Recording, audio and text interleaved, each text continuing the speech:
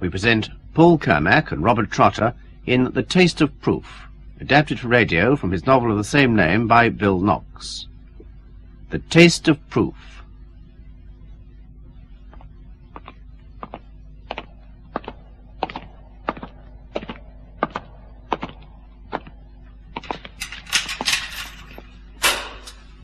Here he is, Chief Inspector Thane. Frank Humby. Thanks, officer. I'll be outside when you want me, sir. Thank you. Cigarette, Frank. I'll take that from anybody.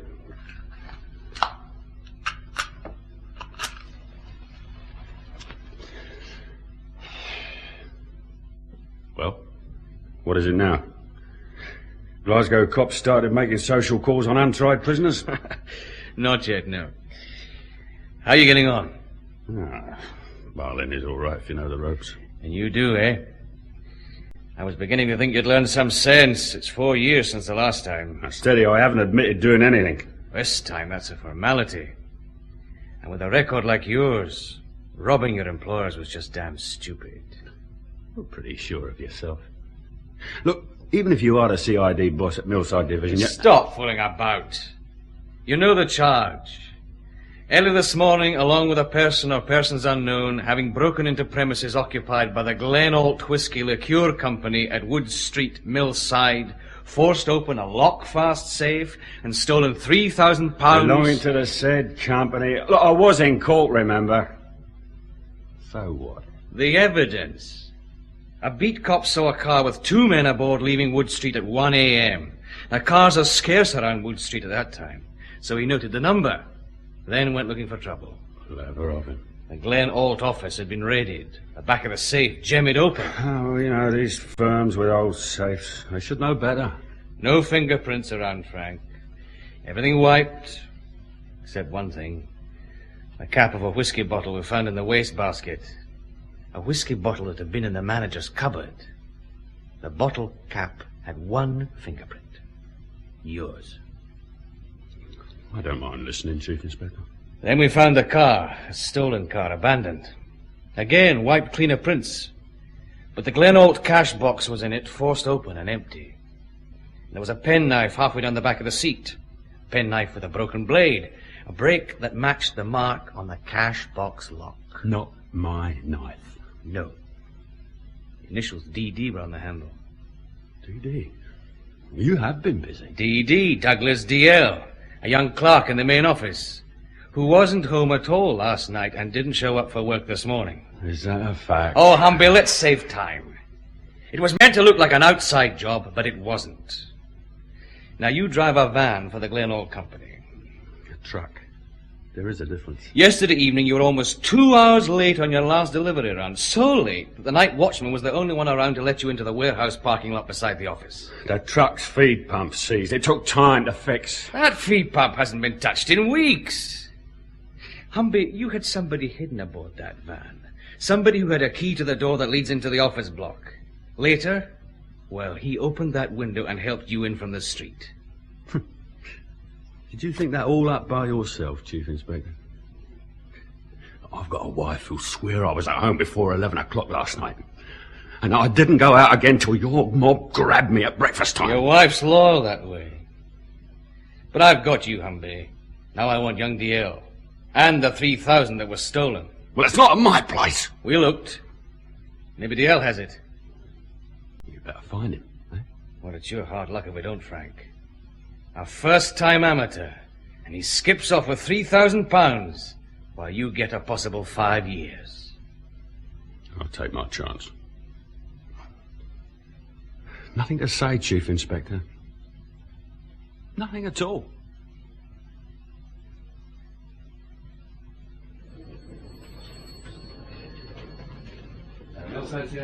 Afternoon, sir. Hello, Mac. All quiet? Well, I'm doing my expenses, sir. Oh, then, Sergeant McLeod, it's really quiet.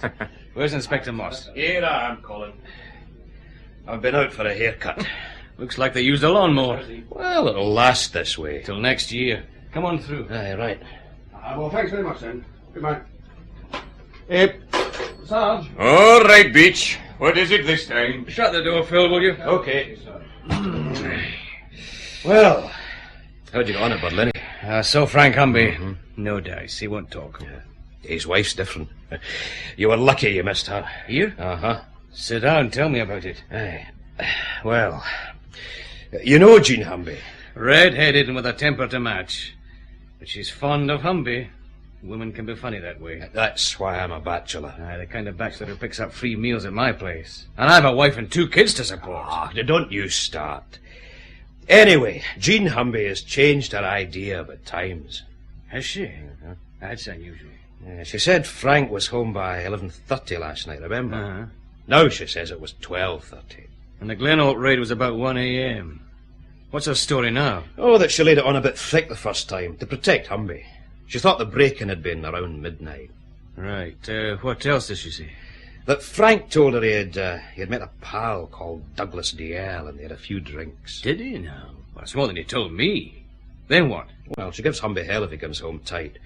So he'd walked round for a spell to sober up, or so he said. Oh, Phil, I don't care what anybody says. We've got Humby over a barrel. That fingerprint. You tell her. You mean she's coming back? Tomorrow, she says, with proof. Proof? Proof of what? How the hell should I know? She just went storming out. I can imagine. Ah, Something wrong? it's just my guts again. That damned ulcer. Well, why the hell don't you let some surgeon carve it out? I wouldn't be seen dead in an operating theatre. What do you want, then? A plumber? No, here. These'll do it. Pills. Hey, that's a new kind. Aye, aluminium glycinate. A chemist told me about them. Well, down the hatch. Cheers.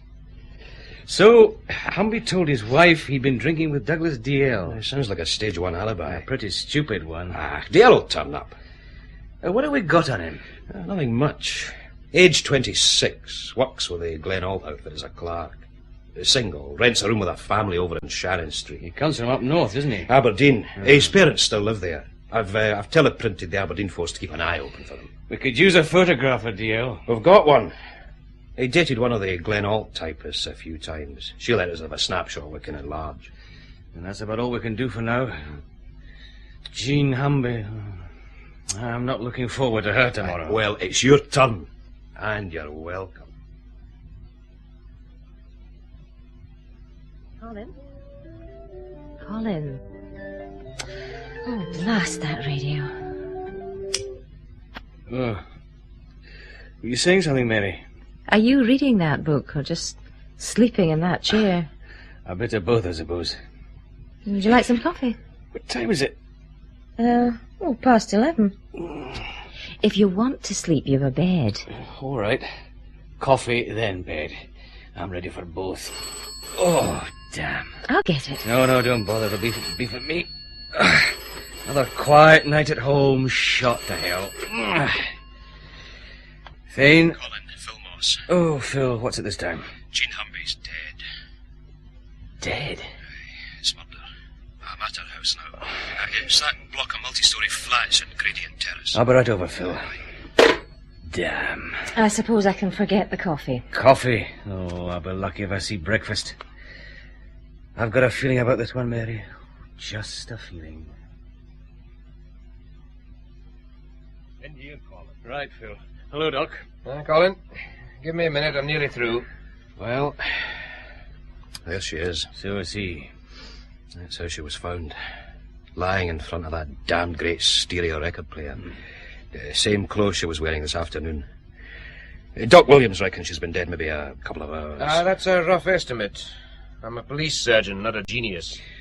Well, somebody really turned this place over. Drawers ripped out, things upended. The rest of the place is the same. No prizes for guessing what someone was looking for. 3,000 quid. But did he find it? Well, it seems that way. Superintendent Lawrence better tell you about that one. Scientific Bureau style. He's in the kitchen. All right. But I thought we searched this place. We did. Colin, I'm ready now. All right, Doc. Cause of death. Oh, this one's worth a paper in any forensic journal. Glad for you, Doc. Really we are. No, I mean it. All we've got at first glance is a bluish tinge around the lips. Though the fingertips and toes have the same signs. But, look closer, Colin. Her face. See anything there? Well, a small scratch to one side of her nose. 1 or 2 marks round the chin, plus a large bruise on the back of her head. It's a birking. Eh? I've only read about them till now. Doc, I'm just a simple ignorant cop. Oh, agreed. Burking. Burke and Hare. The old-time body snatchers, I remember. That's how they operated when they gave up digging in graveyards and went after fresher business. One held the victim down, sitting on his chest. The partner squeezed his left hand over the mouth and nostrils and used the right to keep the chin jammed up. 3 minutes or so, and they'd a corpse. But the refinement here is she was couched first. If she was unconscious, that would make it a one-man job. Thanks, Doc. Who found her, Phil? An uncle named Joe O'Brien. He's waiting in the next flat. We've already checked the neighbours. They don't know anything. Do they ever? Anywhere? Right. Phil, she told you she'd come back with proof. I know. I've been thinking about that, believe me. It'll keep ears down, Lawrence. Hello, Colin. Didn't hear you arrive. Oh, I'm just catching up. What's the scientific bureau side, Dan? Well, not a hell of a lot, but a few things. Starting with this stereo. That's not strictly my territory. But see the way the back's been unscrewed? Yes? Take a look. That wee space to the right of the amplifier. All right. Over here, you said? Mm-hmm. Oh, yes. One blue canvas money bag empty. And that book of bank withdrawal slips. Stamped Glen Ault Limited. Phil, who was supposed to search this place? Sergeant McLeod. Well, I'll talk to him later. You want to see the rest of it? Please. Now come through to the kitchen. Colin, I'll pack in now, but I'll be in touch about the autopsy report. Thanks, Doc. See you. In here. Don't worry about fingerprints.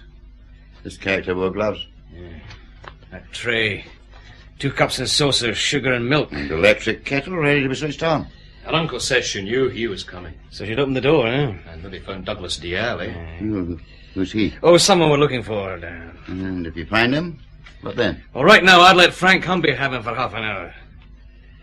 But if there was any kind of scuffle here, In a multi-story block, TVs and radios going. You could have a private war to yourself and no one would know. I suppose so. Get her body moved, Phil. Then we'll see this Uncle Joe who found her. She was a good girl, Mr. Thane. A rare wee girl. Could I have a taste more of that whisky? I mean, Jean wouldn't grudge me it if she was here. Phil? Here you are, Joe. Water? God, no. Oh, that's better. Good. You say you got here about 10:30, but the door was locked. Aye, so when nobody answered the door, well, you see, there's this wee bit of celluloid I carry for emergencies, like. Did you learn to open a lock that way? In jail, mister. I used to be pretty good at the housebreaking, but you get too old for that caper. I've led the upright life for years now. So you went in and found her dead? Aye. Did you touch anything? Do you mean steal? Look, what do you take me for, eh? Only asked. What did you do? I telephoned the police, of course. Then I waited a hell of a time till they got here. 3 minutes. Control had a patrol car practically around the corner. O'Brien, why did you come here tonight? Well, Jean wanted me to help prove Frank was innocent, that you had the wrong man for that robbery job. How? Well, I manage this wee billiard hall now, and, well, I've some good pals there. That I'll believe. Is he always like this? He's got an ulcer. Oh, should be in hospital then, no harassing mourning relatives. Is there any more of that whisky? No.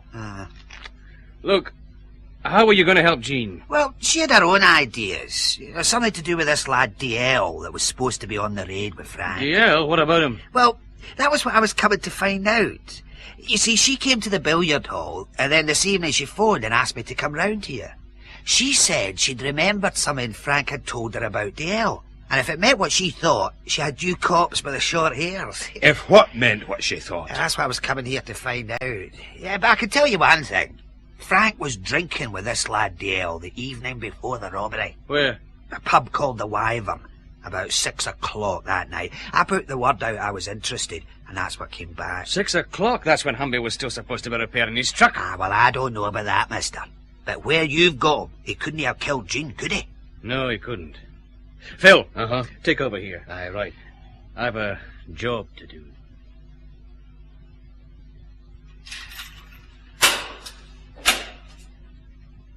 Here we are, Chief Inspector. Well, you want me? No. Right. We'll keep an eye on him afterwards. Frank. Frank, wake up. Yeah, what the hell? Oh, no. Look, can't I even get some kip in peace? Sit up, Frank. Well, what is it this time? It's about your wife, Frank. Jean? What about her? She ill or something? I'm sorry, Frank. She's dead. Dead? Jean? Dead? Murdered, Frank. Then the house was searched. Well, look, can I get out of here? To see her, I mean. We'll fix it. I'll also have you taken out to the flat. We've got to know if anything else is missing. What? The money's gone. Frank, Dale was your partner on the Glen Ault job, wasn't he? Yeah. Did he know you had the money hidden at home? Yeah. Look, let it wait, eh? Please? All right, all right. I'm sorry, Frank. I'm really sorry. Morning, Colin. Hello, Phil. How much sleep did you get last night? No more than you. I heard Frank Humby took it badly. Badly, but... Oh, I don't know. Headquarters wants an explanation about why we didn't find the money on that first search. Well... That's my problem. Chief Superintendent Ilford will want someone's head. Well, not before I find out what happened. This is my division.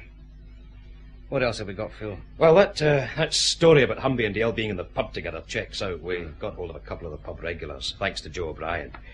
Humby and Dale were talking in a corner for a spell, and Humby had his Glen Ault truck outside. Right. Phil, I'm dumping a load of work on you. As usual. Well... Search young Dale's lodgings again, just in case. Right. Then head out to Bellini Prison and collect Humby. I've fixed a release into our custody.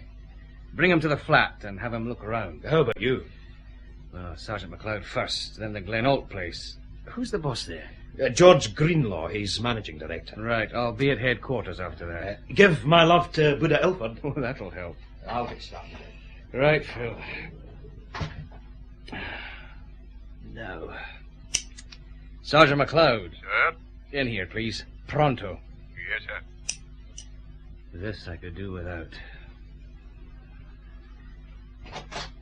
You wanted me, sir? Yes, Mac. Close the door. Sir.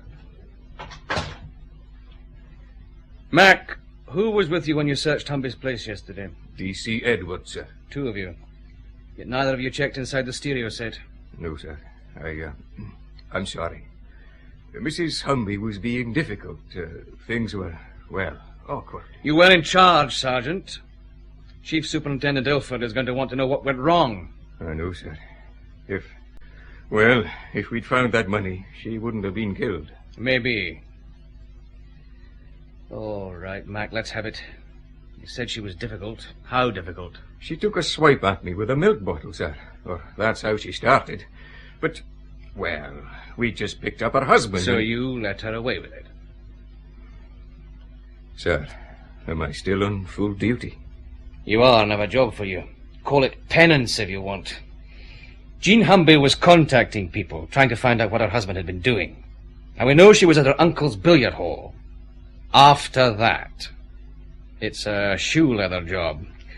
Friends, anyone you can think of. Yes, sir. Sir. Well? Frank Humby's daughter is on her way over from Belfast by plane. Do you want her met at the airport? His daughter? Never mentioned a daughter. Joe O'Brien phoned in. He thought we should know. More like he wanted to save himself the price of a taxi. All right, fix it. How old is she? Oh, early 20s, sir. Right. If you need me urgently, I'll be at the Glen Ault offices. It's about time we had a closer look at that end. Good morning, sir. Can I help you? I'm Chief Inspector Thane, Millside Division. Is Mr. Greenlaw in? Oh, yes. He said the police might be round. We read about Mrs. Humby in the papers. Just a moment. Thanks. Yes, Marvin? Chief Inspector Thane to see you, Mr. Greenlaw. Right. Bring him through, will you? Yes, Mr. Greenlaw.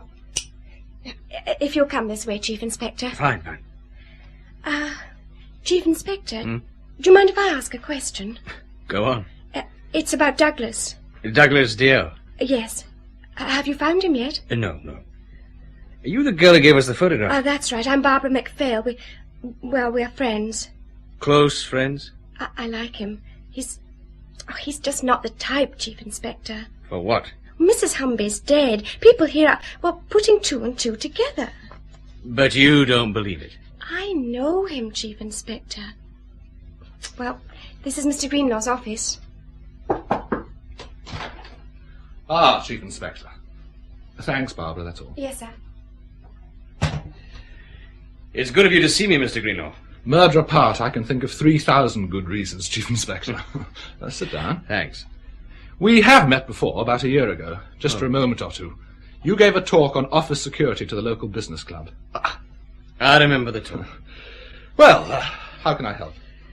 Can you identify these? Oh, well, yes, that's one of our bank bags. Empty now. And these withdrawal slips are ours. Where'd you get them?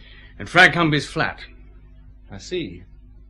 Did young DL kill Mrs. Humby? Well, let's say he's on the list of starters. What can you tell me about DL? He's been here about 4 months. An invoice clerk on the export side. Sometimes he helped out the cashier, Mr. Odell. Do you do much export business? Do we? Chief Inspector. Ever tried Glen Ault whisky liqueur? A couple of times. It's pricey. Not by American standards. We can't ship enough of it. Of course, we're one of the small names in the whisky liqueur trade, but we're growing all right. You're not distillers? No. Look, we're compounders. We buy in straight, ordinary whisky in bulk. Then we add our own syrups, things like citronella and aniseed, mint, juniper. There's a long list. Each compounder has his own recipe. Which he keeps secret. You guard it everywhere you know. But your liqueur whisky recipe wasn't in the safe. You've got the term wrong, Chief Inspector. Liqueur whisky is a trade name for very old, mature whisky. Nothing added. It could be 20 years old. You don't want it too much older. I once tasted a bottle of 100-year-old. It was like paint thinner. Whisky liqueur, that's our business. Yeah, I'll remember that. Let's get back to DL. Did he have a key to the door between your warehouse and the office? Yes, there's only the one door, and only people who have to work between the two places have keys. I got the idea from your talk at the business club. Would he know about the money? Wages drawn every week from the bank, plus some money I needed for a cash transaction. He knew all right. I sent him along with Mr. Odell to the bank to collect it. Excuse me. Yes, Barbara? Mr. Kelso to see you, Mr. Greenlaw. Oh, all right, I'll ask him to come through. Chief Inspector, I'm sorry. It's a Customs and Excise man I've just got to see. Is there anything else you need? Well, if I could talk to your cashier and maybe have a look over your warehouse. No problem. Greta Odell's in the office now. Come in, John. Oh, I'm sorry. That's all right. John Kelso, Customs and Excise. Chief Inspector Thane, Police. Mr. Kelso? Glad to meet you, Chief Inspector. But I can come back. Oh, I'm just going, Mr. Kelso. I'm getting the guided tour.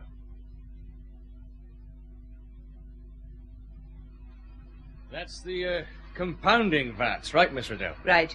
Each holds 1,000 gallons. We don't pretend to be a big firm, but we're doing all right. Chief Inspector, you said you had some questions. Yes, I have.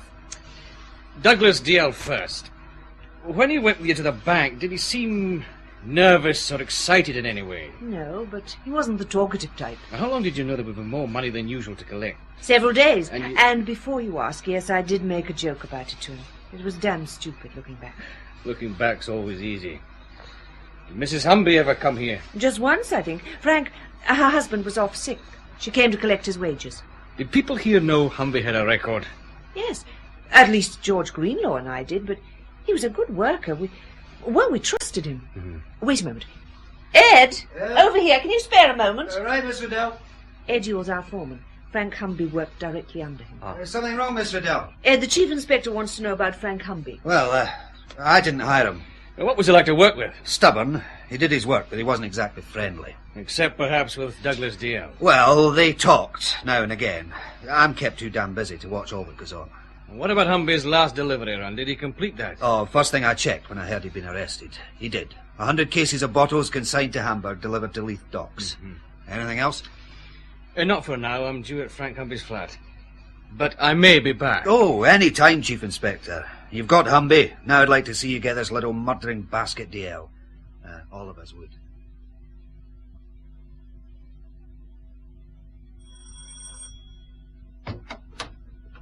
Oh, it's just you, Colin. I thought it might be someone important. Like the milkman. Is Humby still here? DC Beach is going around the flat with him. Well, anything fresh with you? Nothing spectacular, Phil. I looked in at headquarters on my way here. And? Oh, I was lucky. Buddha Ilford had been called to see the chief constable. That'll be another time. Unfortunately. But the PM results through. No surprises. Jean Humby was coshed, then manually suffocated. Approximate time of death, 10:15 p.m. Well, no. That's interesting. Oh, why? Wait till I close the ruddy door. Right.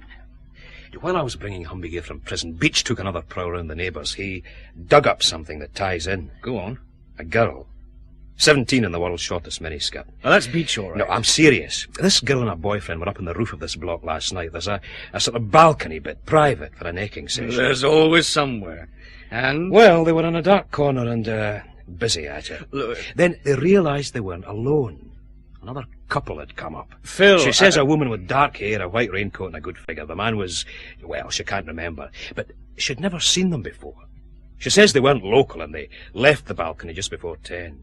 She doesn't think they noticed there was anyone else on the balcony. Just before 10? Well, it's possible. If they found Jean Humby was out and wanted to wait for her without being seen... Aye, that's what I thought. Okay, Humby. Oh, here's Humby. All right, Humby. Oh, hello, sir. Beach. Hello, Frank. Hi. He says nothing seems to be missing, sir. You sure, Frank? I'm sure. Except the money. Frank, how many people knew about the Glen Ault robbery? My wife didn't, if that's what you mean. Not even where you'd hid the money? No, damn you. Well, who else, Frank? Your wife's dead and, well, you've seen the rest. Who else? Just DL. You haven't got him yet, have you? Can you tell us where to look? No.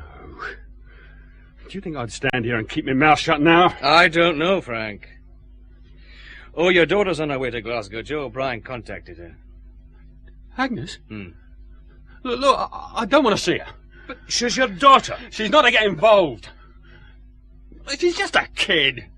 If you want to do me any kind of favour, keep her out of this. We'll try, if that's what you want. It is. All right, Beach. Take him back to Berlin. And get a receipt. One prisoner returned. If we don't stick to the routine, then headquarters start moaning. All right, sir. Okay, come on, Humby.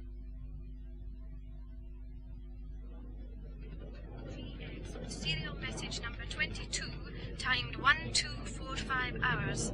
Special search requested for a red... Constable Beach. Sir? Registration...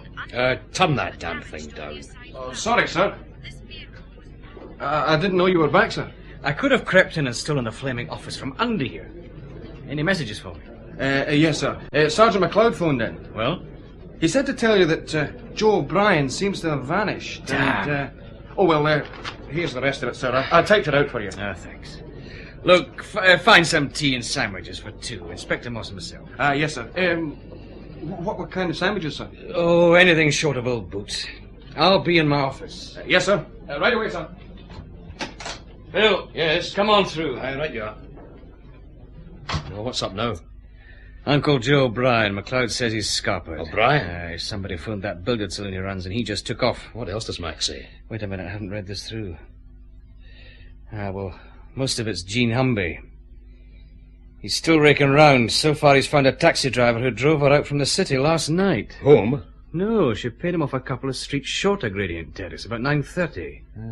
And she was killed in the flat less than an hour later. After phoning O'Brien and telling him to come round. Now it looks as though a man and a woman were waiting for her. Why didn't she take the taxi all the way home? Well, that's what Mac's trying to find out now. Phil, we're going to have to find Joe O'Brien. Aye, but how? Oh, I'll get it. Thane? Chief Inspector, it's George Greenlaw here, Glen Ault. Yes, Mr. Greenlaw. Is something wrong? No, but I've just seen our night watchman. He tells me Mrs. Humby turned up at our warehouse about 9 last night. Oh, we didn't know that. What did she want? Barbara MacPhail's home address. The watchman refused, of course. Barbara MacPhail? Does she know about this? Not yet. Keep it that way. If you say so, though, well, I can't see her really being involved, can you? Anything's possible, I suppose. Mr. Greenlaw, while we're talking, tell me, how much pilfering goes on at your plant? Petty stuff. A few bottles now and again, I suppose. DL and Humby weren't robbing us by installments, if that's what you're wondering. Well, thanks for calling. Anytime, Chief Inspector. Bye. What was that about? George Greenlaw, the Glen Ault boss. Jean Humby was out looking for DL's girlfriend. Oh. Any chance DL and his girlfriend were out looking for Jean Humby?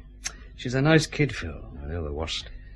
Phil, the sandwiches. Spoil yourself. Have them all. What? Well, I'm going out for lunch after all, and I'm inviting a certain customs man to join me. A customs man? Why? Just a notion.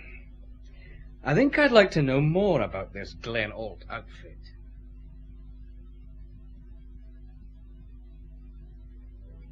A nice place you picked, Chief Inspector. I've never eaten here before. Well, believe me, I only use it when I want a favor from someone. Yeah, salt. Thanks. A favor from me? Well, let's say from Customs and Excise, for our mutual benefit. Mm-hmm. Mr. Kelso, you're a Customs and Excise surveyor, which means, in some ways, you've more powers than a plain, ordinary cop. Oh, it's nice of you to say so. For instance, you can demand or force entry into a house or building and search it without having to worry about a warrant. In the course of duty, yes, but without adequate reason, no. Well, I wouldn't ask you without giving you adequate reason. I see. Pass the butter, will you? Oh, yeah, here.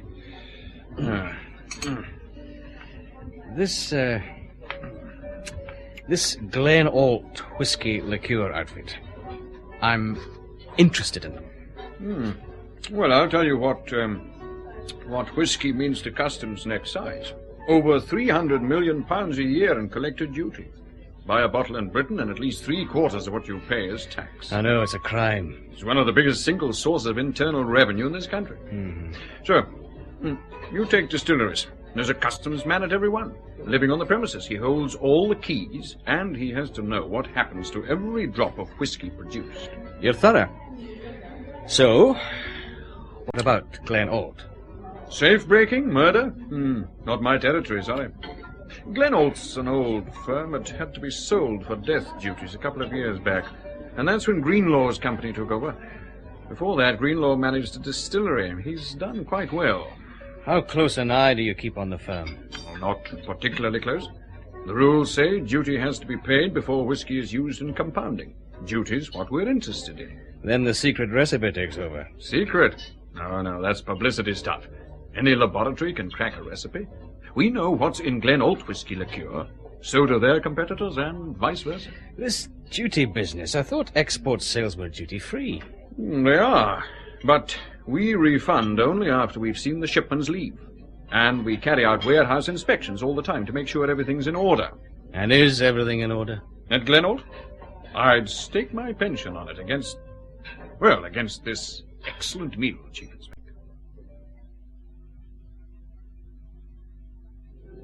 Afternoon, sir. Afternoon, Sergeant. Chief Superintendent Ilford's expecting me. You mentioned it, sir. He, felt you must have been delayed. Thanks for the warning. He's free now. Thanks. Come. Thane. Enjoy your lunch? Yes, sir. It seems to have been a lengthy one. Well, close the door and sit down. Sir? A safe-breaking and a murder. Thane, without your Millside Division, my job as head of CID would be a damned sight easier. I know what you mean, sir. I wonder. Look at this desk. I'm not a policeman anymore. However, I've read your reports. There's a certain reticence about them, unlike your usual positive style. Well, that's how I feel about it, sir. 1 dead, 2 missing. Well, 2 unavailable, at any rate. DL, your chief suspect, and this, Uncle Joe. Any chance of a link between them? I doubt it, sir. And this mention of the McPhail girl. Well, I don't know, sir. What are you doing about that? Well, just in case she and DL were the couple seen on the balcony before Mrs. Humby was killed. That's what I had in mind. This local girl and boyfriend. We'll have them in an observation van outside the Glen Ault offices when Barbara McPhail leaves this evening. Good. How's Humby himself reacting to it? Shocked. Something else, too. Well, I'd say deeper. Remorse? Probably blames himself for his wife's death, with reason. Well, don't look for any help from the Scientific Bureau. Dan Lawrence says they've drawn a blank so far. And, keep me in the picture, Thane. Of course, sir, of course, sir. Millside Division strikes again. Why couldn't they have built Millside in Edinburgh? Or anywhere but here?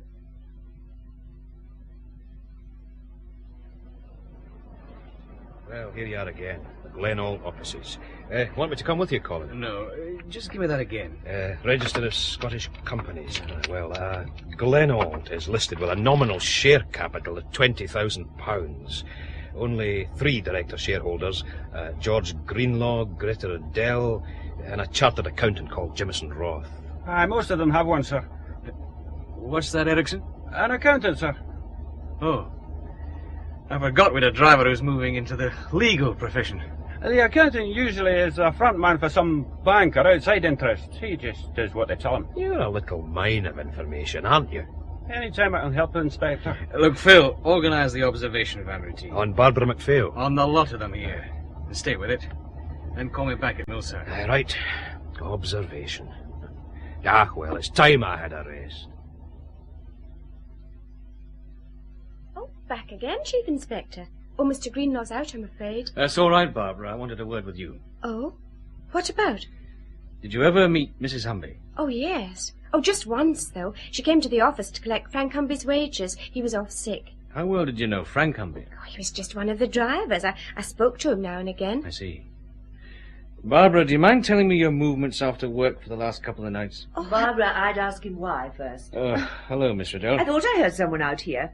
Barbara? Yes, Miss Riddell? There are some questions you don't answer without a lawyer in your handbag. Thanks, but I don't mind. Well? Well, I share a flat with a girlfriend, and we were there together all Wednesday evening. That's our wash and iron night. And last night? I was out. Alone. I was looking for Douglas. Douglas dear? Where? Oh, places we'd been, just in case he'd show up. But he didn't. What time did you get home? After 11. I can't be sure. But my flatmate was in when I got back. Well, thanks, Barbara. We'll want to check, but that's all for now. Better go while you've got the chance, girl. There are some invoices waiting to be filed on my desk. I'll do that. Goodbye, Chief Inspector. Goodbye, Barbara. You practically scared her to death. But not you. I've been around a little longer than she has. And now you're a company director, Miss Riddell. So, you've been checking on me, too? On everyone, but the office cat. It's routine. Famous last words. Anything else you want while you're here? I'd like to see your foreman again. Ed Yule? Oh, sorry. He's out on a delivery run. He won't be back till late. Well, there's no hurry. How long has he been with you? Since we started. He worked with George when George managed a distillery. He joined us when we set up. And you, Miss Riddell? Simple. George is an old friend. We got together and decided to buy this business, then floated the extra money we needed from a finance house. Anything else? No, nothing. A pity. I'd have liked to hear something about you for a change, Chief Inspector. You interest me. You really do.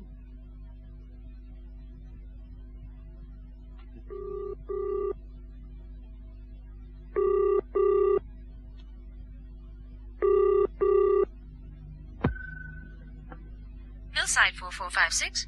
Oh, Mary. Your loving absent husband. Hello, Colin. Dare I ask when you're coming home? I don't know, Mary. Not till later. Maybe not at all. The papers say there should be an early arrest. I wish they were right. How are things? Oh, I'm leading my usual riotous life. Uh-huh. Baking. It was meant to be a layer cake, but it turned out a disaster. A new recipe? No, it was the same damn baking powder. A new brand. Well, it was the same, but... Oh, well, it must have been different, if you know what I mean. Vaguely. Anyway, I'll try and call back. All right, Colin. Bye. Bye, Mary. Layer cake. What now? Yep. There's a Miss Humby out here, sir. Miss Agnes Humby. She'd like to see you. Oh, yes, of course. Show her in, please. Right, sir. Humby's daughter.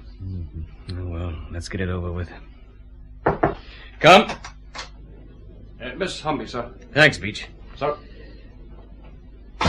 Miss Humby, I'm Chief Inspector Thane. Chief Inspector? I'm sorry we have to meet under these circumstances. It's not your fault, is it? No. Won't you sit down? Thank you. Mr. Thane, one of your police cars met me at the airport and took me out to the prison. I thought that might make it easier. It did. But my father wouldn't see me. He just wouldn't. Why not? Well, if he doesn't want to, we can't make him. That's not what I asked. He said he just didn't want you to get involved, Agnes. You should have thought about that for my mother, too. Look, I know how you feel, Agnes. Did your mother let you know he'd been arrested? No. She hadn't much time, had she? Do you know who killed her? Not yet. Well, my father deserves all he gets. That's why I want to see him. To tell him he can rot in jail as far as I'm concerned. I loved my mother. Agnes, your mother stuck by him. And ended up dead. Well, if you need me, I'll be staying with my Uncle Joe. Oh, well, he's gone out of town, Agnes. In fact, we're looking for him. You mean he's keeping out of the way? That's my Uncle Joe. Well, I can still use his place. I've got a key. Chief Inspector. Yes? I want to ask you about the funeral. Of course. Goodbye, Miss Humby. Goodbye. That's over. Oh, damn, what now? Thane? It's Sergeant MacLeod, sir. Oh, Mac. I'd almost forgotten you existed. You got anything? Aye, I think so, sir. You know how I've been trying to find out what Mrs. Humby was doing that night? Yes, go on. Well, I think the answer might be an old rascal called Peaky Rafferty. He sells papers just about where Mrs. Humby left that taxi. And what about him? Well, he just hasn't shown up at his stands today, sir. I thought... You thought right. Where does he live? Cannon Street, sir. Number 142. Get straight round there, Mac. Now, I'll get a car and come straight up. Right, sir. Right. 142 Cannon Street. 142 Cannon Street, sir. Thanks, Erickson. Keep an ear on that radio. Right, sir. Oh, Hello, son. What are you doing here? playing. Playing at what? Just playing. There's a Mr. Rafferty stay here. You mean Peaky Rafferty? Aye. One up left, mister. Thanks. Mister! What? You from the bus? Yes. Suppose I am. Why? Who else comes to see Peaky? I wouldn't know. One up left. Here we are.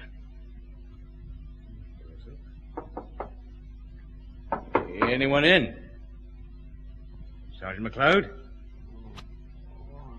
Mac. Mac, where are you? In here, sir. Mac, what the hell happened? Sir, Look, I'll give you a hand up. No. No, just give me a minute, sir. Of course. Take it easy. Oh, my head. I walked in here and somebody thumped me. Hey, mister! What's wrong with him? What are you doing in here? I came to see. Is he no well? It's something like that. Look, son, run downstairs. Tell the man in the police car to get up here. Who says? You'll know. Now move. All right, mister. Now, Mac, tell it again. You got here. What about the door? Well, it was closed, but it wasn't locked. Anyway, the lock, it's the kind you could open with a strip of celluloid and a deep breath. And I know someone who could do just that. Then? Oh, that's about it, sir. I came in and thump. How long ago? Oh, I don't know, sir. Maybe 5 minutes, maybe more. You worried me, sir? Hey, Sarge. He's all right. Give me a hand up at him. Right, sir. Come on, Sarge. Is he all right now, mister? Yes. Are you back again? I might be a fuss when I grow up, but a real one, in uniform. Wait a minute, son. When you were playing down there, did you see anyone leave here? Come down the stairs, I mean. No, I was playing down the street, mister. That big boy's chased me. I wonder where Rafferty is now. I know. Eh? Where? My ma says he's in the Central Police pokey. He got arrested for being drunk last night. She says Peaky drinks too much. Thanks, son. Here. Take this and buy yourself some sweets, eh? Here, thanks, mister. Cheer, mister! £2 or 20 days. That's what I got, Mr. Thane. Just for a wee bit of singing and shouting. The police report says you were stoned. Me? A wee bit, maybe. What brings a CID big shot visiting me in a cell, eh? Do you know Frank Humby? Aye, sure. Did you see Mrs. Humby last night? Aye, twice. She'll have told you. She's dead, Peaky. She was murdered last night. God save us. Oh, she was a decent woman, that one. Nobody told me. You don't get the newspapers in here, you know. Not that often, anyway. Peaky, I'm in a hurry. When did you see her? She come up to my house about 6 last night. Murdered. And the second time? Well, I was at my paper's pitch in Stanford Avenue. She passed me in a taxi, and then the taxi stopped, and she walked back to talk to me again. Said she wanted to make sure she had everything right. Everything about what? About me seeing Frank the night before he was lifted for the robbery job, Mr. Thane. And when was that? A wee bit after midnight. He walked up and bought a paper from an early edition with Doug results. Did he say where he'd been? No, and I didn't ask. Not Frank, but... Well? Well, I heard a car draw up just before he appeared. Then it drove past, a wee black car with a woman driving it. If Frank had been out with some woman his wife didn't know about, that was none of my business. But you told Mrs. Humby? Well, she gave me a couple of quid. She said it was important, might get him out the jail. Can you describe the woman in the car? Not very well. She had dark hair, kind of long, I think it was. All right, Peaky. And the last question. Why did Jean Humby come to see you? Well, she remembered Frank coming in with the newspaper and telling her he'd got it from me. I see. Mr. Thane, any chance you paying my fine? It's only a couple of quid. Peaky, you're safer where you are. Believe me. Well, I suppose the meals are regular.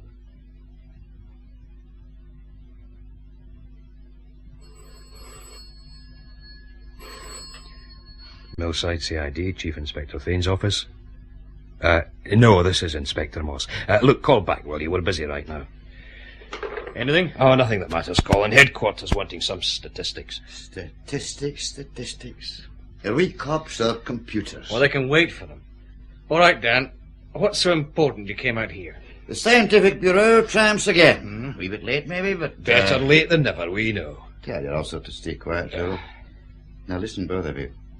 Remember how the back was off that stereo at Humby's flat? Well, we found the empty bank bag. Right. Well, look at these. These are the screws that were removed from it. Fair enough. Right. So? That's a rented stereo. The rental firms don't like customers poking around inside the guts of their equipment. So a good few of them always put a wee dab of red paint on each screw head at the back, like a seal. If the paint's disturbed, they know someone's been at it. I don't follow you, Dan. You will. These screws have only one set of markings. Even under an ordinary jeweller's glass, there's no mistake. It was a small bladed screwdriver badly worn on one shoulder. Find me that screwdriver, it's as good as a fingerprint. I see. Do you? Can you tell me how the devil the money got inside the set in the first place, when the back was only taken off once? Once? Once. Well, Colin, you don't look too surprised. I don't think I am, Dan. It ties in. Another fake. A fake? Humby framed himself for robbery, and we fell for it. He framed himself? To cover up something bigger. And the only thing that went wrong was that Jean Humby got in the way after he was arrested. Well, I've done my wee bit. Time I go back. Thanks, Dan. Thanks a lot. Any time. Miracles performed twice daily. Aye, that'll be right. Colin, what the hell's going on?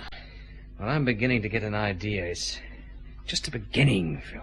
Well, I can tell you this much. These two youngsters I had in the observation van didn't identify anyone, and Barbara MacPhail walked straight past us. But there's been a dark-haired woman turning up all through this, Phil. Greta Rodell's a blonde. Whoever she is, that woman remembered seeing Peaky Rafferty. If he hadn't got drunk and been arrested... We could have another body in our hands, eh?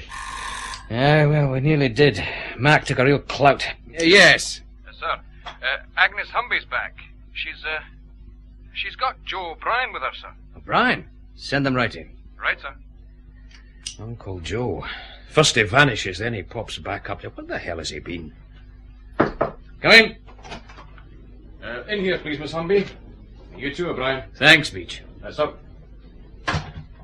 Well, now, this is a surprise. For me too, Chief Inspector. I brought him, Mr. Thane.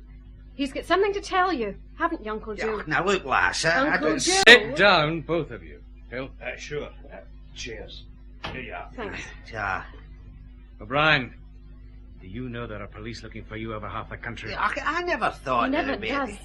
But he turned up about half an hour ago, and when I found out where he's been... I should have kept my mouth shut. That would have made you an even bigger fool. My mother was your sister, wasn't she? Yes, but... Where were you, O'Brien? And I want it straight. Well, Aberfoyle. It's out in the country. About 30 miles from here. We know where it is. Tourist land. But what were you doing there? He was at a bank, making sure my loving father's money was safe. O'Brien? Look, I've done nothing wrong, Mr. Thane. Just tell it. What kind of racket is Frank Humby involved in? I don't know. I just know about the money he's been making, and that's just because he wanted to be sure there was always someone on the outside who could look after Jean and wee Agnes here. I wouldn't touch his money. My mother's dead. Easy, Miss Humby. How much money is there, Joe? About 7,000 quid. It's in a bank at Aberfoyle. Frank opened an account there about a year back. He said he was a salesman and gave my address. He made it so I was authorised to draw cash at any time. How much did you get paid? I did it for free, Mr. Thane. Well, I mean, nearly for free. And why the disappearing act? Well, I phoned the bank to make sure there'd be no snags about drawing the money, I mean. And I didn't tell them Frank was inside, of course. The manager phoned back to say it was okay, but I'd need to sign a couple more forms and get a chequebook. And that's why I nipped up there. Agnes, I'm glad you got him here. Oh, I'm almost past caring. But where did my father get £7,000? Good question. Well, Uncle Joe? No all at once, but it came steady, I know that. Why Aberfoyle? Well, he said it was handy. He was out there a lot, and it was well clear of the city. When he went to Aberfoyle, what did he do, apart from put money in the bank? I don't know. Except, once when he had a bucket in him, he told me about a place there, a sort of big swamp. Oh, nasty by the sound of it. Flanders Moss, I think he called it. He said every time he had to go there, it gave him a shivers. Flanders Moss? All right, Agnes. Yes? Take him home and keep him there. Wait a minute. There'll be a cop outside to make sure you don't leave, O'Brien. All right. Come on, Uncle Joe. I don't know all the fuss is about. I wish I did too, Colin. Know what it's all about, I mean, but...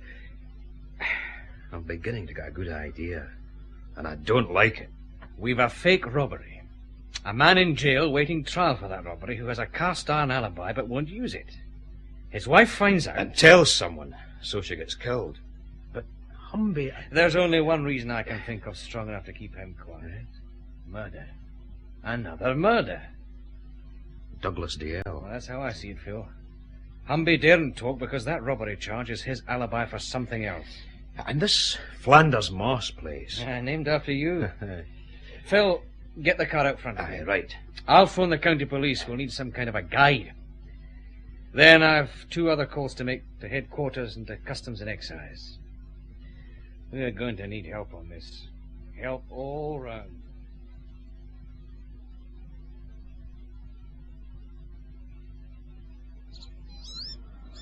Good evening, sir. Sergeant Davis, County Police. Sergeant? And this is Alistair McSorn. Aye. Mr. McSorn. You wanted someone who knows this bogland. Well, there's none better. Aye, well, I hope you're right. Is that it? Aye, that's it. One big peat-bog. Thousands of acres of it. How well do you know it, Alistair? Oh, I earn my living in there. I'm a vermin trapper for the Forestry Commission. They're reclaiming a lot of the land. Are there many paths across the bogland? Aye, a few. And if you go off them? Oh, then you're in trouble. I've seen a deer sucked under before now. You've been told what we're after. Aye. And I think I maybe know where to look. I tend to my traps at night, Chief Inspector. Now, there was a car out along the Kelpie path a couple of nights back. Only a damned fool or somebody who knows his place would drive there. You'll take us? Aye. We walk for here. There's a shortcut way. Wait till we get these welly boots on. Aye, and both of you, you stay close, you understand? We'll be breathing down your neck, believe me.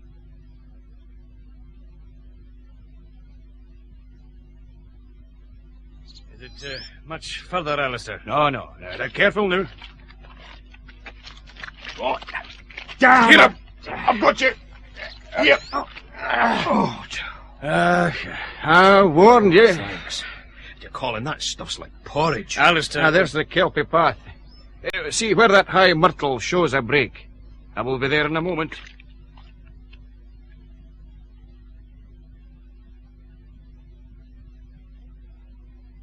Chief Inspector. Yes? Look. Tire marks. Here on the soft shoulder. No. Stay where you are. The tire marks stop here. Well, if there's any searching to be done off the path, I'll do it. Oh, he's right, sir. May look the same, but it's different just a yard or so off this path. Different and dangerous. Sergeant. Aye, Alistair. Let's have these probing rods you're carrying. Here we are. Well, this could take a wee while, I'll warn you.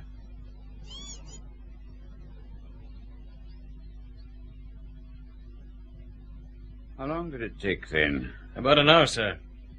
And it's DL, all right. We'll have to wait for the post-mortem, but it looks like he was killed the same way as Jean Humby. And now it's over to Customs and Excise, Mr. Kelso. We're ready, Thane. Chief Superintendent Ilford didn't waste time getting things organized. That's what our scientific bureau is for, Mr. Kelso. Superintendent Lawrence has all you asked for waiting. This way. Oh, is everybody here now? Yes, you can go ahead, Dan. Mr. Kelso, you'd better do the explaining. In a moment. Just let me check. Yes, yes, that's fine. Well? Keep it simple, will you, Mr. Kelso? I'll try. Gentlemen, what we have here is a gas chromatography unit. Briefly, it gives an infinitely fine, detailed analysis of any substance we can convert to liquid form. The readings tell us in graph form the chemical ingredients and the quantities present. You follow me? So far, I think. Good. We compare the readings against known standards, and we can tell exactly what is in anything. You should try it on the canteen sausages. Sorry, Mr. Kelso. Quite. Now, take whisky. Superintendent Lawrence and I tried a little party trick before you got here, Thane. He drank a glass of whisky. I took a sample of his breath afterwards. And he damned well identified the brand from the fumes. Oh, I'll volunteer for that one any time. You mean it's positive? Absolutely positive. Whisky is quite simple, Chief Inspector. What makes one whisky different from another is the tiny aromatics and chemical traces from the water, the grain, the distiller's plant, any number of things. Yes, we understand all that. The first sample, then. Bulk whisky from the Brannock distillery. According to our records, all whisky used by the Glen Ault Company to make their whisky liqueur is bought from Brannock Distillery. This is a Customs and Excise sample. Superintendent? Going through now. Right. There's your graph. Brannock Distillery. Now, Glen Ault whisky liqueur. The graph will be different, I warn you, because of the essences they use. But even so... Superintendent? Glen Ault, going through now.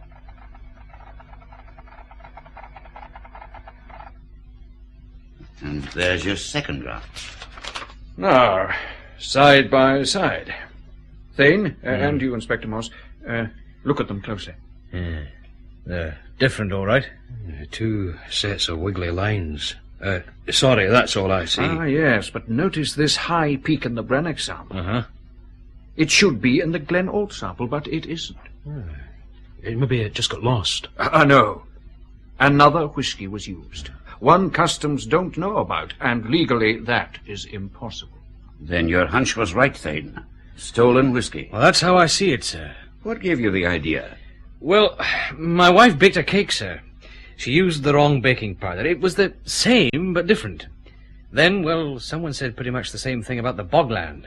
I won't claim to follow you, but, stolen whisky. Now we're getting somewhere. But from the Customs viewpoint, it's impossible. We take every precaution. We check their export shipments. I know the Glen Ault Company are still buying their usual supplies from the Brannock Distillery. Customs check their export shipments, yes, because you've got to refund them any duty paid. But what's to stop them operating a legitimate export trade with legitimate stock, but boosting their home market sales with stolen liquor? Is it possible, Mr. Kelso? Well, with some clever bookkeeping, yes, I suppose so. Robbery, fraud, and tax evasion. But would it be worth murder? 2 murders? Mr. Kelso, suppose I stole a lorry load of whisky. How much money would be involved? Well, let me see. Say 30 casks, each 100 gallons. And I'd have to work it out. Say a duty-paid value of around £40,000. For just 1 lorry load. Satisfied, Phil? How many big whisky thefts have there been recently? Quite a number. I'm having a full list prepared. But we've looked for one. The one you suggested, Thane. Mm-hmm. 3 years ago, a lorry load of whisky was hijacked and never found. The driver wasn't suspected at the time. His name was Edward Yule. And the distillery, sir? The one George Greenlaw was managing. And Yule is now foreman with Greenlaw at Glen Ault. So that's how they got their stake to set up in business, eh? Chief Superintendent, I think there's something I'd better tell you. Yes? Well, I was expecting a visitor this afternoon. A man telephoned a few days ago. He wouldn't give his name, but he said he could give me information about an evasion of excise duty on whisky. He wanted to know if there would be a reward, and he wanted a guarantee we wouldn't reveal where the information came from. Can you do that? Yes, on both counts. He said he needed another day or 2, and then he'd bring the proof. And that was to be this afternoon. Well, he didn't show up. It could have been a hoax, I suppose, but... It could have been Douglas D.L. Is that what you're trying to say? Well, it was a young man's voice. Well, now we can guess why he was killed, eh? Thane, I want you to have another try at Frank Humby in the morning. I don't see us getting much there, sir. Agreed, but do it anyway. Then, this dark-haired woman we've heard about. You rule out Barbara MacPhail. Absolutely, sir. And the Riddell woman is a blonde. Probably out of a bottle. Hey, what about a wig? Why not? Does she own a car? I think so. We've some other checking to do. That bank at Aberfoyle, for instance. There's a way I can help, too. I could find out quite easily about stocks of bottles, materials like essences, how much they've bought in. Then compare it with how much legitimate production the Glen Ault plant should have had. You can help more than that, Mr. Kelso. How? Well, first, like the rest of us, you'll say nothing about Dale's body being found. Well, of course. Anything else I can do? Yes. But it means you're going to be staying up late.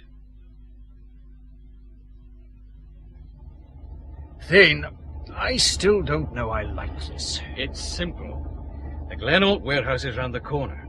Customs and Excise have the power to force entry and search any building without a warrant. We haven't. I know, Mr. Kelso, don't you want to find if they've a damn great pile of stolen whiskey in there? Of course. Then let's get on with it. Erickson, switch off. Sir. Kelso, did you bring that sampling kit? Yes, I've everything here. Erickson, you know your part. Walk round to the main gate, chat up the watchman. I'm just a wandering uniformed cop who'd like a cup of tea somewhere and doesn't care if there's a war going on down the road. Just act natural. You'll do. But keep him occupied. We'll give you a couple of minutes, then we'll go in through the office door. How? These, Mr. Kelso. Skeleton keys. We fell heir to them after an arrest last month. Right, Phil, we're in. Now lock it again. Aye. Kelso. Yes. Wait till I get this torch going. That's her locked, Colin. Right, Kelso, lead the way. And the door from here into the compounding plant. Along this corridor. Aye. What the hell are we all whispering for? This is legal, isn't it? Look, just move, Phil. Come on. And keep those keys handy. Here we are. It's locked. Oh, here we go again. Open sesame. And there are your casks, Kelso. Let me check them. Yes. Yes, these are the Brannock distillery casks. Legitimate enough. Depends what's in them, doesn't it? Oh, you mean they could have refilled them? Well, it would make sense. Well, I'm not suggesting the whole staff here are on the crook. Well, I'll draw samples. Then can you check those vats for me? I want to know how much liqueur is ready for bottling. Yes, but I don't... Phil and I want to take a look around. All right. Just remember to come back, will you? What are we looking for? Another store, Phil. And it should be somewhere near. Yeah, there's a A sort of grill here, low down on the wall. Ah, it's just the size of an air vent. But from where? That's the outside wall. Unless... Let's try it. There's another door along here. All right, but go quietly. Erickson better be keeping that watchman busy.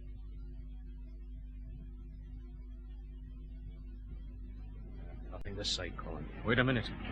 Yes, here, Phil. What is it? Oh, that hatch. Marked maintenance only. It's pretty rusty. Ah, yes, but this padlock's well greased. See what you can do, Phil. Okay. Ah, this one, I think. Yes. Lift it now. Torch, Phil. Keep it shaded. Torch. Well, this is it, all right. 8 casks.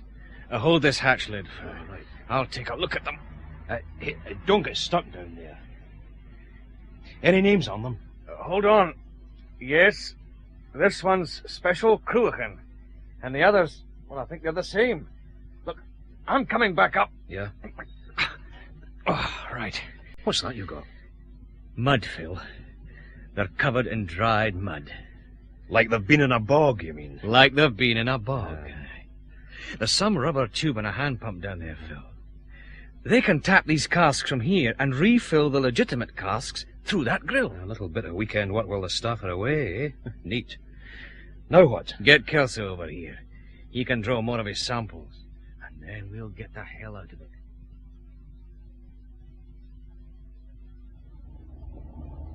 It's fantastic. Once I've checked out these samples. There's something more important right now. You checked those vats, or whatever they're called, Yes. and you saw the casks. Now, this is Friday night. Have they enough whiskey in stock for normal production on Monday? Well, not really. Both vats are practically empty, and most of the casks are the same. They'll need a delivery from... From somewhere. Legitimate or on the crook. Or both, eh? Does the Glen Ault plant operate on Saturdays? No, but the office is usually open. Good. I think I'll make a little call on them. You have to see Frank Humby too, remember? Afterwards, Phil. He'll keep where he is. All right, Erickson. Sir? We're all going home for some sleep. Tomorrow could be a busy day.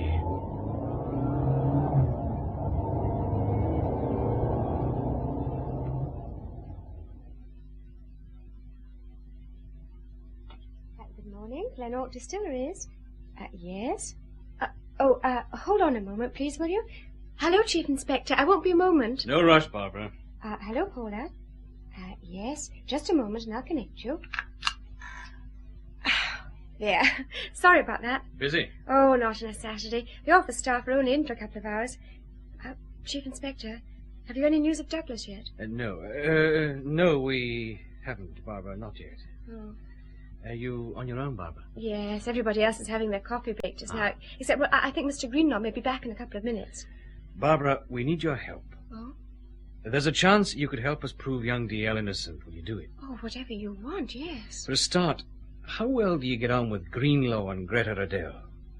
All right, I suppose. And how have they been these last few days? Well, it's difficult. They both seemed edgy, I suppose is the word. Barbara, you're going to have to trust me on this, and I've got to trust you. Yes? That office switchboard. For the rest of this morning, I want you to make a note of any calls made by Greenlaw, Greta Riddell, or Ed Yule. But, Chief Inspector... Don't take any risks, but if you can listen into their calls, do it. When you stop work, come straight to me. You mean you think they're involved? But then why did Douglas run away? There are some things I can't answer yet, Barbara.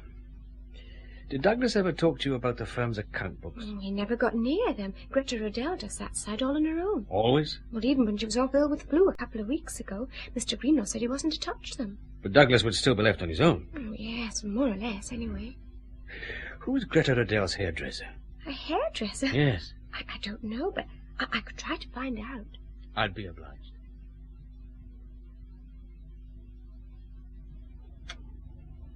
Hello, Phil. What are you doing here? Get in and I'll tell you. Oh, like that. Well? You were going out to the prison to see Frank Humby next. That's right. Don't bother. They found him dead in his cell this morning. He hanged himself. Yes. Hanged himself, Thane. Well, there's no doubt why. No, I suppose there isn't, sir. But that's not the only reason I came over to Millside Division. The whole situation is in a, well, delicate stage. I want to be sure of what's happening. Here's the post-mortem report on Douglas Dale, Colin. Oh, thanks. Exactly the same as for the Humby woman. Yes, here's the summary.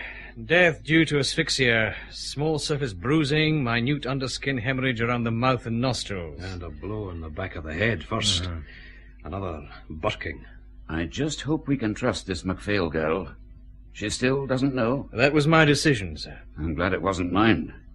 Now, the bank at Aberfoyle. Aye, the county police took care of that, sir. Joe O'Brien's right. Humby's account with them has a cash balance of £7,000, plus a parcel Humby handed in late on Thursday afternoon. Well? Another 3,000 in banknotes, sir. The money from the Glen Ault safe? We'll assume it was his fee for his part in taking care of DL. Paid in advance. What sort of watch are you keeping on these people, Thane? They're all under surveillance, sir.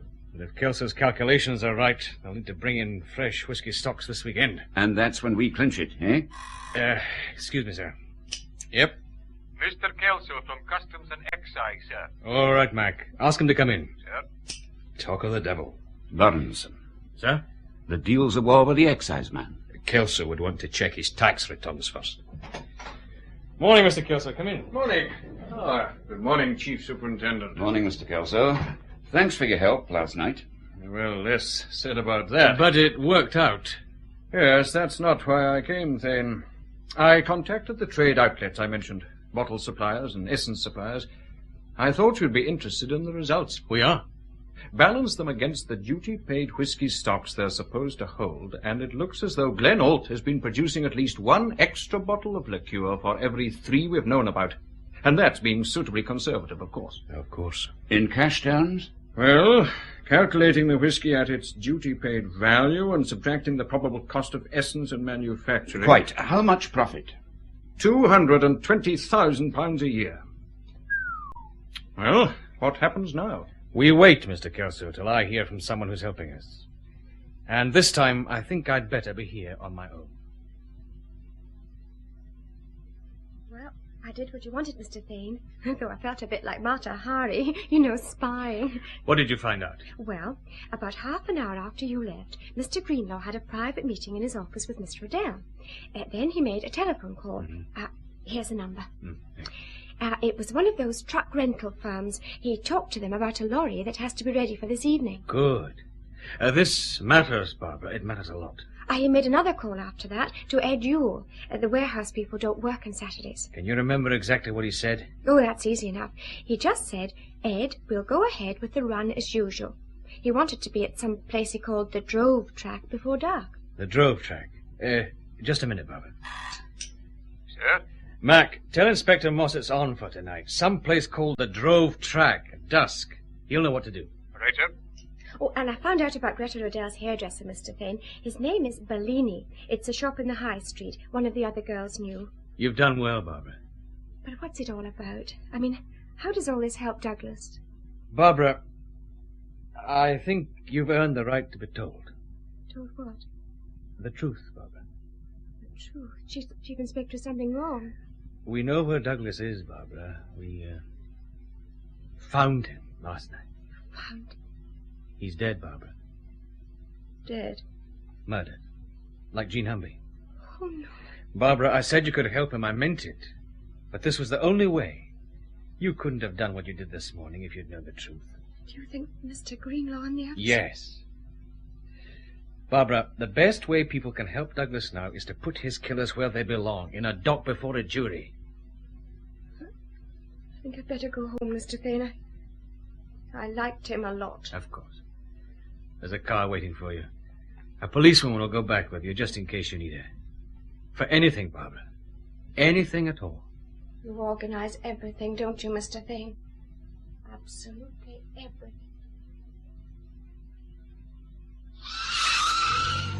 Don't be in your usual flaming hurry, Erickson. Time to spare.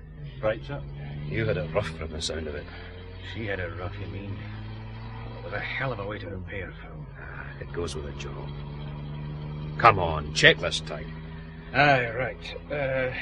The county police are waiting for us. I know this drove track place. It's right in the heart of that damned bogland. We know Greenlaw and Yule have collected that rental truck. Early. Oh, killing time, Phil. They won't want to be out there before dusk. Which leaves Greta Riddell. McLeod and Beach will collect her on schedule. And her car. They know what to do. Collecting a woman. Well, we've got to go back into that damn bogland again. Oh, here, I nearly forgot. What? Kelso, your customs pal, he'd phoned making noises about some spare whisky samples. Said he couldn't find them. Put in my desk. Left them in the car last night. Well, he says he's enough for the checks, but he thinks the spares are lost. Did he? Well, we've arranged everything like you asked, Chief Inspector. I was relying on that, Sergeant. we reckon to be upsides with most forces, sir. And, of course, Alistair McSorn came along. I'm grateful, Mr. McSorn. I wouldn't like to head into that stuff out there without a guide. Now, you could head in, Chief Inspector. It's the getting out again that might be difficult. Where's Inspector Moss, sir? Back at our car. Oh, the radio, of course. Where's that map of yours, Alistair? Oh, here, I'll spread it out in this boulder. Good. Yep. Good. Now, sir, here's what's called the Drove Road. It just it comes to an end. There's one or two like it through Flanders Moss where somebody tried to build a new road but had to give up. It's not wide, mostly overgrown, and it's joined by a footpath. Here. I see. So it's somewhere along that road. Track's a better word for it, Chief Inspector. And I wouldn't worry about any other traffic. So once they're in, we've got them bottled. That's how we see it, sir. Aye, they'll stop somewhere along that distance. Is there anywhere they could load a truck without being seen? Aye, the far end. At this time of the year, the reeds and weeds are thick enough to make you think you were in a jungle. And high enough, too. Well, sir? Right, we let them get in, and then we block the track. But we go in to get them on foot. But why not just drive up? I mean, they can't get away, except into the peat, and only a damned fool would try that. Well, a desperate one. I don't want to risk a manhunt. Will you take us in, Alistair? Oh, aye. It'll be easier than the last time. Most of the way, we'll use the footpath. Colin? Over here, Phil. The truck's on its way, all right. The car trailing them just radioed. They've passed Aberfoyle, heading straight for here. Then we'd better move. Back in there again. Where's my welly boots? It's got its attraction, Inspector Moss. When you know it. I don't want to know it. Right now, I just want home.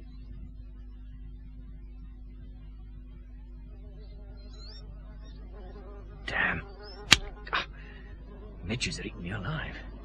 City blood's a sort of treat for them, sir. County comics we can do without, Sergeant. Hey, your clever pal has stopped. Aye, but he's waving us to come on. There's the Drove Road, Chief Inspector. Now stay quiet and listen. Aye, we're near them. Whatever they're doing. Right, we'll get closer. Now as silent as you can. Aye. All of you. Drown quietly. There. Just ahead. Aye, there's the truck. Tailboard down. Planks like a bridge up to it. Greenlaw on that winch. Hey, where's his pal, you? The pulley chain goes into the scrub. Look, we'll get closer. Sergeant, you and McSorn ease round to the left. Aye, sir. Come on, Alistair. All right, Sergeant.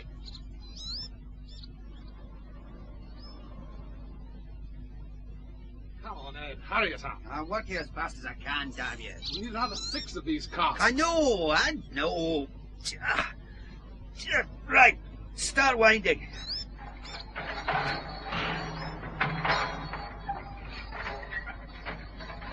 Hey, look at that. That's how they load, Phil. The casks are hidden in the scrub and they winch them out and up. Neat.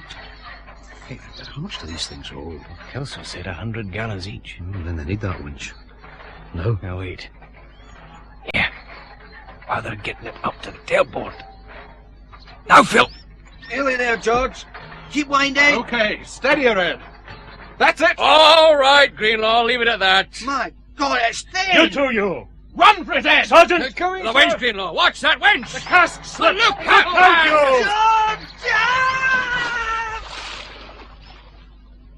My God, it took him with it. The thing's gone. Gone into that damned peat mud.